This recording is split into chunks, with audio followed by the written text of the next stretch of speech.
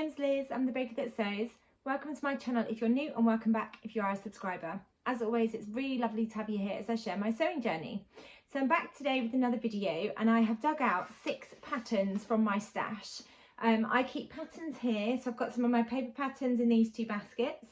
I've got another basket behind me here with paper patterns, and then I've got some PDF patterns down there, and then I've also got another basket with some PDF patterns in. So I have a huge sort of pattern collection, and amongst that pattern collection there are lots and lots of patterns that I actually haven't got round to sewing yet.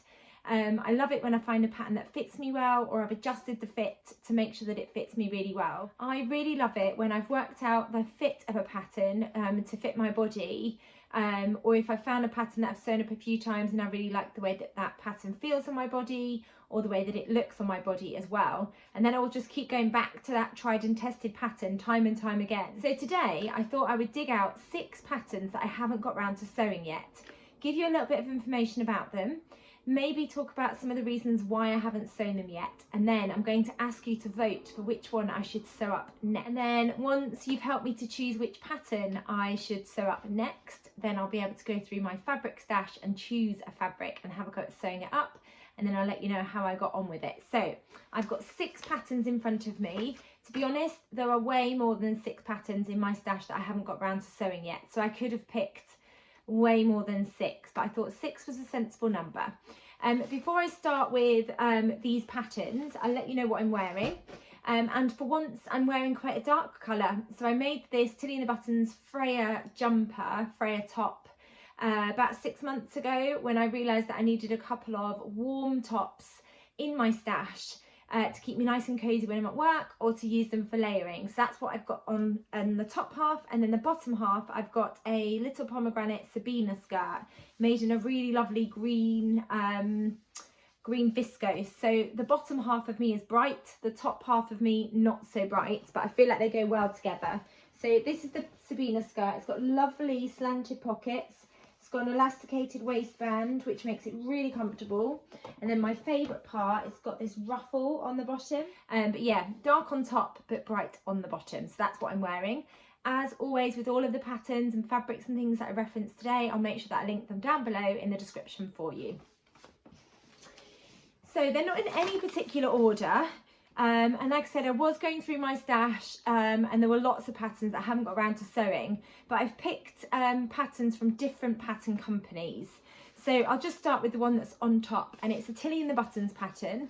I've had this pattern in my stash for probably about 3 or 4 years. I've seen some absolutely beautiful versions of this dress, but I just haven't got around to sewing it up yet. So it's the Zadie dress. And it comes in sizes UK 6 to UK 20. They describe it as a throw-on dress for comfort and style at work or play. The dress has striking diagonal seams concealing lovely practical inseam pockets. The fitted bodice has a flattering empire waistline and round neckline finish, and then it's got a neckband to finish it. It flares out into a feminine knee-length semi-pleated skirt that's great for swishing. Choose from cap, 3/4 or full length raglan sleeves. So these are the line drawings on the back. So you've got full length, you've got cap, or you've got 3/4 length, and it's a raglan pattern. You can see that with the line drawings. I really love the shape of the skirt. I've seen some absolutely beautiful versions over on Instagram. And then there's a couple of examples on the front here. This one's lovely, the colour block. It makes it look like it's a top and a skirt. So I could have lots and lots of fun with fabrics that I've got in my stash. And then this one's really lovely too, although I talked about this in one of my Sunday sewing catch-ups. White's not the best colour for me because I am quite messy. It's described as a pattern for improvers. And then in terms of fabric recommendations, they recommend medium weight stretch knit fabrics like a Ponte Roma, double knit, interlock and jersey. Check the fabric can be stretched crosswise at least 20% wider than its original width, and then it pings back down to size after stretching. In terms of sizes, for a UK 6, it's a 30-inch bust measurement, 24-inch waist measurement and a 33-inch hip measurement. A UK 20 is 44-inch bust measurement, 38-inch waist measurement and 47-inch hip measurement. So I don't know why I haven't got around to sewing this up. I think when I first bought it, you have to be very accurate with your sewing and very precise, because I would imagine if you're not, these cutout sections here would look a little bit strange and a bit distorted. So if you made any errors, I think it would really show with this pattern. So I think that's one of the reasons why when I first bought it, I kind of put it in my pattern stash and didn't reach for it, because I think right at the beginning I didn't have as much sort of experience sewing with stretch fabrics, and I think because it calls for a medium weight stretch knit fabric as well, quite often I'll go for like a cotton jersey, which is a lighter weight stretch fabric. So I don't think I've had the right fabric in my stash. And I also think I was kind of put off by how precise you need to be with the sewing. I mean, I am a precise sewist and I clip and I take my time, but at the time of buying this pattern, I think I was really nervous about trying it in case I made any errors. So I think this is definitely a pattern that I could have a go at sewing up. I feel like I've got enough sewing experience now to be able to tackle that pattern. So let me know if you've sewn this pattern up and if you've got any top tips. But that's the first pattern that I thought I would talk about. So that's the Tilly in the Buttons Zadie dress. And it looks like it'd be really comfortable, like definitely secret pyjama wear. And then on to the next pattern. So I have got a pattern included that isn't for me. When I first started sewing, I was looking out for some sewing patterns for my children. They're 11 and 13 now, so this pattern I could sew up for Lola, and I could possibly try and work out how to sort of make it fit Ruby as well, but I have got some patterns that are similar to this that would fit her that are adult size. So it's an Itty Pattern. I've sewn up one of their patterns before, which is the Brooklyn jumpsuit, and this is the Itty Corfu dress. And this version comes in ages 3 up to 12 years, and it's described as an easy level pattern. I've no idea why I haven't actually got round to sewing this up. I think I sewed up the Itty Brooklyn jumpsuit for Lola using some tiger print fabric. It was beautiful, I'll put a picture in. And the instructions and the make was quite faffy. There were lots of little bits, lots of little steps, and it took a really long time for it to come together. And I think I was a little bit put off because I think I made it when she was perhaps 10 or maybe when she was 9. But children grow very quickly. So I was kind of put off because it was quite faffy. There was lots of little fiddly steps, and I felt like some of the steps actually weren't necessary for sewing a jumpsuit for a child. So that kind of put me off picking this pattern up, even though this pattern is described as an easy pattern. So that's the booklet, and that's what it looks like on the model. It looks like a really lovely make. And then those are the line drawings. So you can do a sleeveless version, or you can do a longer sleeve version. And I would imagine you would be able to also do a 3/4 length sleeve if you wanted to. It's described as an easy and comfortable dress. So it's got lowered shoulders, optional long sleeves, a sailor neckline, pockets, neckline facing, back opening with a button, and elastic at the waist, and then a fancy belt strap with side loops, which is optional.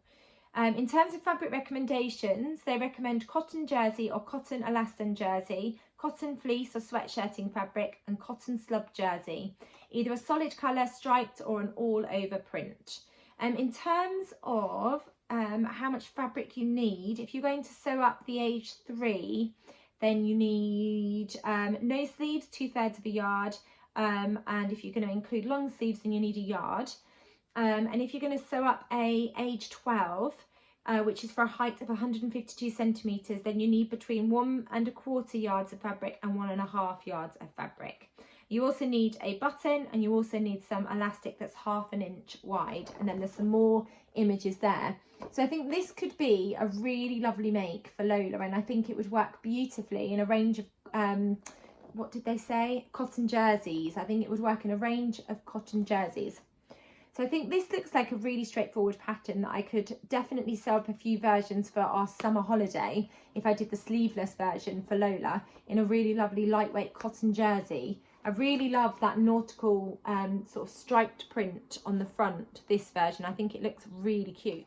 The instructions look quite straightforward. It doesn't look like there's too many fiddly steps. So yeah, I don't know why I haven't sewn this up. I think I might have been put off when I sewed up the Brooklyn jumpsuit, although I'm really pleased with how the Brooklyn jumpsuit turned out. There were lots and lots and lots of steps, and it seemed to take forever for me to get to the end of that project. So that is another option, the Itty Corfu dress. And then the next pattern is the Closet Core Fior skirt. I think that's how you say it, this pattern here. I got this as part of a sewing like box. So I got the pattern and I got all the notions and I got the fabric as well. That must have been a couple of years ago and I haven't got round to sewing this up either. The pattern's not even opened. It looks like a really lovely skirt pattern. I really love the button down one, and I also love this crossover detail. I think that's a really lovely version. It's a chic high-waisted A-line skirt with just the right amount of flare and volume. It's a beginner-friendly pattern with multiple variations. This elevated basic has tons of outfit potential. Available in above or below the knee lengths, the Fior skirt has 3 views. View A is a simple flared skirt with an invisible zipper at the back. So that is view A. View B is an asymmetrical wrap skirt with a single hip pocket, and I really love the look of that one. So that's this one on the front. I think that looks beautiful, and I love the idea of that one pocket and just that asymmetrical wrap at the front as well. And then view C buttons up the front with curved patch pockets. So I really love the look of view C as well. So view A, view B is the wrap, and then view C with those lovely curved pockets. In terms of fabric recommendations, it says all views can be made with crisp wovens like a linen, chambray, denim, twill, poplin, lightweight canvas, cotton lawn and structured cottons. Views A and B can also be made with drapier fabrics like rayon, challis, tencel or silk, but the patch pocket for view C should not be sewn with fluid fabrics. And I think I would sew up view B. I really love the look of that, and I've got some really lovely drapey fabrics that would work beautifully for that version. In terms of sizes, the paper pattern that I've got in front of me comes in sizes 0 to 20. I think when I got this, I was put off because I know that I have to do a little bit of adjusting around my lower back. But this is a high-waisted A-line skirt, so I think I would be all right with the fit there. But I've also had a lot more experience since I got this pattern up until now of fitting, especially around that area. So I think it is a pattern that I feel confident enough to have a go at tackling now. But I've got so many patterns behind me. I think one of the problems is I've just completely forgotten about this pattern. And I've also still got the fabric that came with this pattern as well in the little box that I got. So I need to dig out that fabric and have a go at sewing up this skirt as well. And I think that would really add to my summer wardrobe. And I could really see it. I don't know if they say a heavier weight fabric, but I think it would work really nicely in a sort of medium weight fabric as well, maybe for the autumn time. So I definitely need to have a go at sewing up that one. So that was the third pattern that I've dug out, and that was the Closet Core Fior skirt. The next one, I've got a couple of Republic de Chiffon patterns that I just haven't got round to sewing. This one I fell in love with. I thought it was absolutely beautiful. I really love that silhouette, and I just think it's absolutely beautiful. And it would work so nicely in a gorgeous drapey fabric, which I've got loads of drapey viscose fabrics. So it's the Bridget Dress, and this comes in sizes 34 to 46, and it's a skill level 3 out of 4, so a little bit tricky. I think, you can't really tell, but I think it's slightly sheared. I think it's got shearing across the centre there, which is what brings it in. I'll get the booklet and see if that is correct. Oh, I don't know if it is actually. So it says Bridget is a summer dress that can be worn long or short. While it closes with a side zipper, it features a row of buttons with loops on the front top. The gathers give it a soft and feminine look. So it doesn't look like it is actually what I thought. It looks like it's a waistband that you have around that centre front, and then you've got these buttons. And it looks like it's got a yoke as well. And I just love these gathers here. And then that gathered skirt, I think in a really beautiful sort of drapey fabric, it would work absolutely beautifully for this pattern. In terms of fabric suggestions, they recommend cotton, rayon, silk and lightweight linen as something that's really drapey. The instructions, I remember being quite basic, and I think maybe that is one of the reasons why I haven't got round to sewing this up yet, because when I bought this pattern, again, probably a couple of years ago, I just fell in love with that silhouette, but then I probably didn't have the skill set to go with sewing this up yet. So you've got 1, 2, 3, 4 pages of instructions and not very many images to go with the instructions. You've got a few more on this page. But yes, it is a waistband that you sandwich the top and the skirt in with. and that's got, by the looks of things, gathers at the top of the waistband, and then obviously a gathered skirt at the bottom as well. I can see this being a really lovely summer dress to sew up, and I think it would add lots to my summer wardrobe as well, especially if I chose like a really lightweight fabric to sew up this dress. So I really would like to give that dress a little try. I'd opened up the pattern, but I hadn't actually done anything else with the pattern pieces, so I need to measure myself, trace off the pattern pieces. But yeah, it's a pattern that I completely forgot that I had in my stash, if I'm honest. I need to go back on Instagram and have a look at the hashtag to see if there are any more beautiful versions of it to inspire me. But that is another pattern that has just sat in my stash and I haven't got round to sewing it up yet. So Republic de Chiffon Bridget Dress, and I think that just looks so lovely in that fabric that they've chosen there. So 2 more patterns to go, and they're both dress patterns. So the next one, I've seen so many beautiful versions. I keep saying that with all of these patterns, but that's what inspired me to go and get the pattern.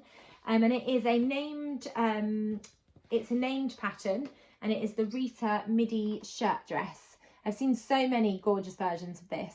And that's what encouraged me to go and buy the pattern, so I went and bought it, and then it sat in my stash. I actually went and got it copy shop printed, so it's in my envelope, and I've done nothing with it since I got it copy shop printed.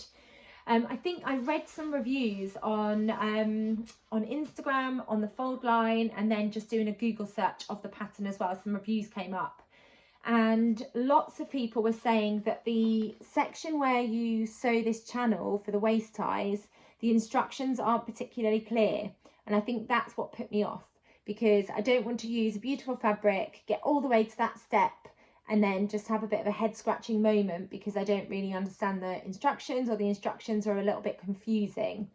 I still really love the look of the Rita Midi shirt dress. I think it's absolutely beautiful. I love this top detail, which is almost sort of military in look in terms of that shirt detail. And then I really love the length of the skirt. It's got, from what I can see, yes it has, it's got side slits, which I think will work really beautifully. And then it's got lots of buttons all the way down, and then that drawstring across the tummy area as well. It's a midi length shirt dress with button closure on the front and drawstring closure at the waist. Sleeves with wide sewn in turn-ups, shirt collar and yoked bodice. Breast pockets with box pleats and deep vents at side seams. So it looks really lovely. In terms of sizes, it comes in a UK 4 to a UK 22, and that's the pattern that I've got in front of me. With any of these, I'm going off the pattern sizes that I've got in front of me, but if I know when I go and find all the links, if I find that the pattern has extended, the size range has been extended, I'll make sure that I put information in about that. And then in terms of fabric recommendations, they recommend a light or medium weight fabric with drape, and the sample is made of rayon. And then if I show you some of the instructions, so it looks like there's lots of information and there are pictures as well for you to be able to follow.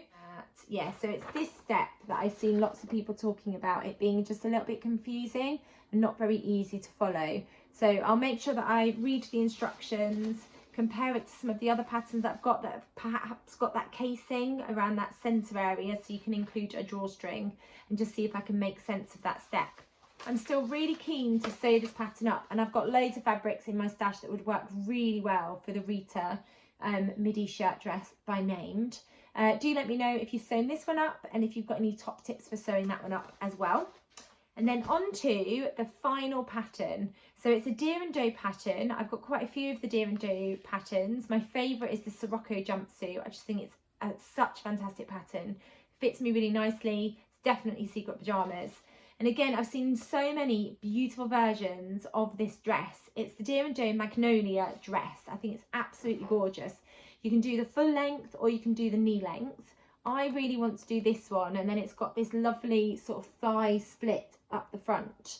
I've just written the PDF sizes on the front because I've got the paper pattern, and the paper pattern goes up from a 34 to a 46, but I know if you get the PDF it goes from a 34 to a 52. So it's described as a mock wrap dress. I love wrap dresses, even a mock wrap dress. It's a style that really suits me.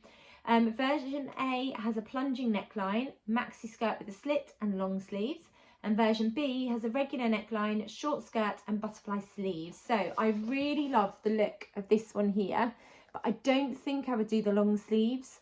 I think I would do the butterfly sleeves, and I think that would still work really nicely. I really want to sew up this long version with that split, use the butterfly sleeves, and I've got a couple of pieces of fabric that I've been holding on to turn into the Dear and Joe Magnolia dress, and I've seen so many beautiful versions of this pattern over on Instagram. In terms of fabric recommendations, they recommend a rayon, twill or crepe, cotton voile. It says to allow extra fabric to match the stripes or plaids.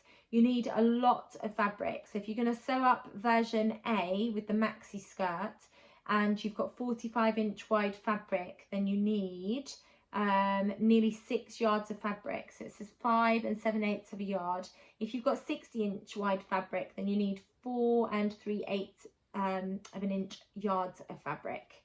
And then you also need some bias tape as well, which is absolutely fine. It's got this gorgeous sort of bow detail. I'm pointing to the wrong thing. And then you also need 60 inches of bias tape, and you need a 20-inch invisible zipper. It's got this gorgeous bow detail on the back as well, which I didn't even notice before. It's absolutely beautiful. I really love the silhouette of this, and I really want to use this pattern to sew up a dress for the summer, because it's my husband and I's 10-year wedding anniversary. So I want to sew up a special dress that I can wear as we go out for dinner to celebrate.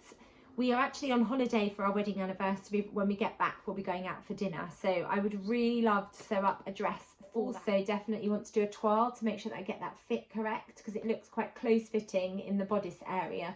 So I want to make sure that I don't have any sort of gaping or anything like that, and the waistband fits me really nicely too. For the other patterns I will include, I'll put on my community tab a vote so you can help me decide which pattern I should have a go at sewing up next.